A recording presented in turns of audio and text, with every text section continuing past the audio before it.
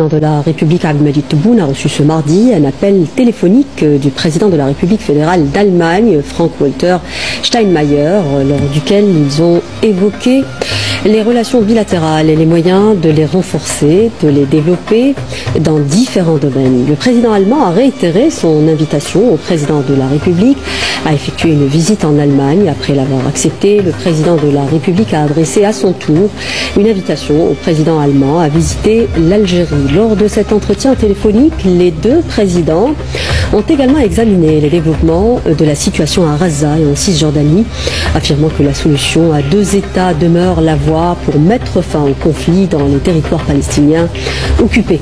Les deux présidents ont en outre abordé des questions régionales et internationales d'actualité intéressant les deux pays amis.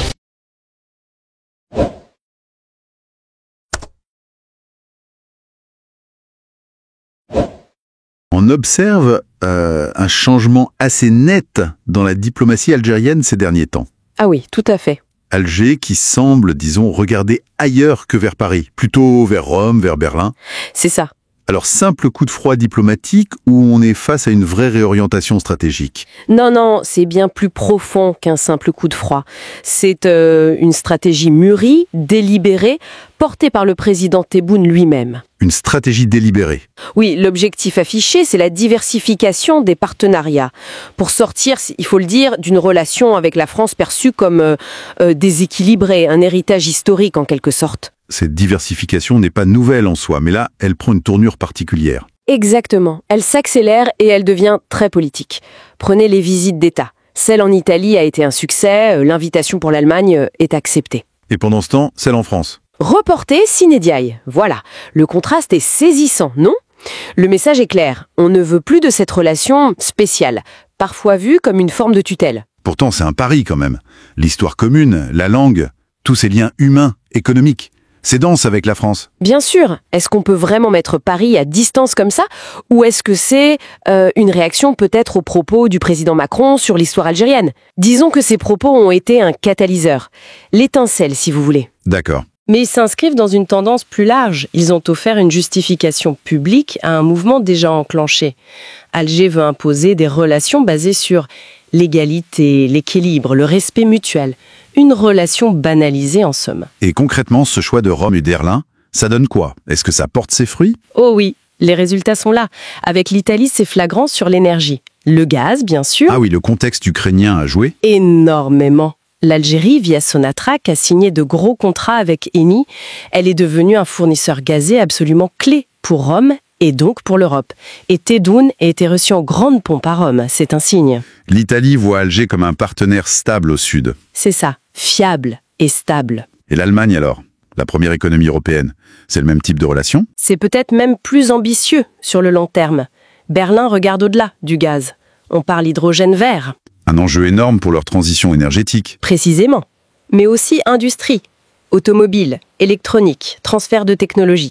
Et il y a aussi une convergence politique qui se dessine. Sur quel sujet? Lors de l'appel récent entre Tebboune et Steinmeier, ils ont beaucoup insisté sur la Palestine, la solution à deux États, une vision commune affichée.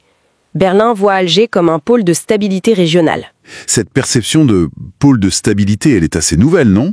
Surtout vue des États-Unis, par exemple. Effectivement. On sent une reconnaissance croissante, y compris à Washington, du rôle que l'Algérie peut jouer au Sahel, en Libye, des zones très instables. Et ces alliances avec l'Italie, l'Allemagne, ça renforce cette image? Ça crédibilise cette posture d'acteur régional incontournable. Mais revenons à la France. Est-ce que l'Algérie peut vraiment se passer de ce lien si particulier? Complexe, douloureux, mais profond. Peut-être que la question n'est pas de se passer de la France. Mais plutôt De ne plus en dépendre de manière exclusive, de ne plus lui accorder ce statut d'exception. C'est une affirmation de souveraineté, en fait. une façon de peser davantage. Oui, peser sur les dossiers régionaux. Mali, Libye, Palestine.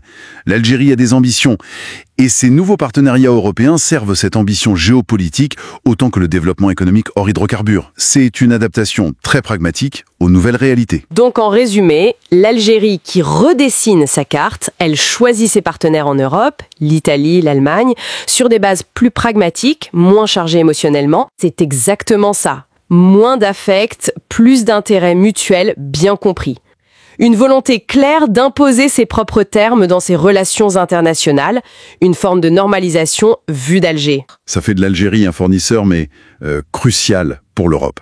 Surtout avec la guerre en Ukraine et la recherche d'alternatives au gaz russe. Logique. C'est des volumes importants, et puis c'est vu comme un partenariat fiable.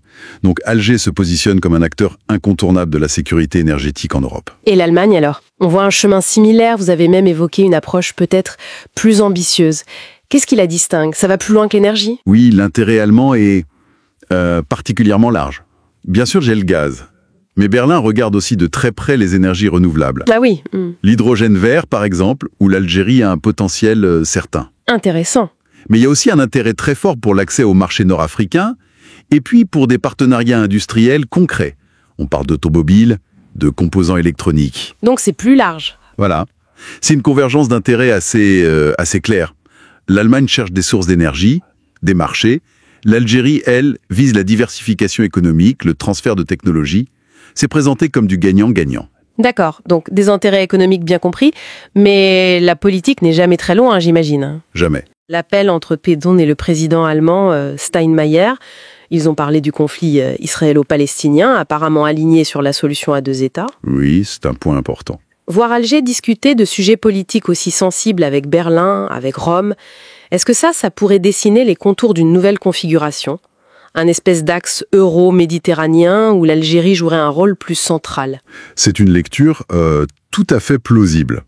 Et elle gagne du terrain. Si on regarde le contexte global, ce repositionnement algérien coïncide avec une perception internationale qui, elle aussi, évolue. Comment ça ? Certaines sources indiquent même que Washington, par exemple, voit de plus en plus Alger comme un pôle de stabilité dans la région, Afrique du Nord, Sahel. Pendant ce temps, la relation avec Paris, elle, reste complexe. Les tentatives de rapprochement, elles butent sur des points très sensibles. Vous pensez aux déclarations passées ? Oui, notamment les déclarations d'Emmanuel Macron sur la nation algérienne avant la colonisation. Ça a été vécu à Alger comme une remise en cause fondamentale, presque une insulte directe. Ça a laissé des traces profondes. D'accord. Donc la France semble un peu plus isolée dans cette nouvelle dynamique. Disons plus en retrait, oui. Alors, si on essaye de synthétiser un peu tout ça, l'Algérie semble utiliser avec pas mal d'assurance son poids économique, énergétique surtout, et son influence diplomatique. Pour choisir ses partenaires ? C'est exactement ça. Des partenaires qui offrent du concret, développement industriel, énergie nouvelle, transformation économique. Tout en exigeant, et c'est crucial, une reconnaissance pleine et entière de sa souveraineté. Voilà. C'est ça le cœur de la stratégie Alger. C'est ça. C'est une affirmation de soi très nette et ça a des répercussions bien au-delà de l'Europe d'ailleurs. Ah oui ? Bah oui, en diversifiant ses alliances, en se positionnant comme un partenaire fiable mais exigeant, Alger renforce aussi son influence sur les grands dossiers régionaux. Le Mali, le Niger, la Libye. Exactement. Et son soutien historique à la cause palestinienne, tout ça est lié. D'accord. Et ça nous laisse peut-être avec une question pour la suite, une réflexion. Cette assurance retrouvée de l'Algérie, comment est-ce qu'elle va concrètement remodeler les équilibres en Méditerranée, au Sahel ? Et surtout, comment les puissances traditionnelles, européennes notamment, vont-elles s'ajuster à cette affirmation algérienne qui, franchement, semble bien partie pour durer ? Une question essentielle en effet. Merci beaucoup pour cet éclairage. Merci à vous.